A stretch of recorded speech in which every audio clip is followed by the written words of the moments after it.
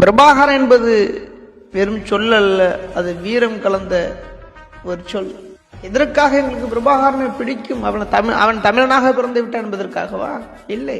தமிழர்களாக எத்தனையோ தலைவர்கள் பிறந்திருக்கிறார்கள். ஆனால் ஒரு சிலரை மட்டும்தான் அவனை தூக்கி சுமக்க முடியும், ஒரு சிலர் மட்டும்தான் நேசிக்க முடியும்.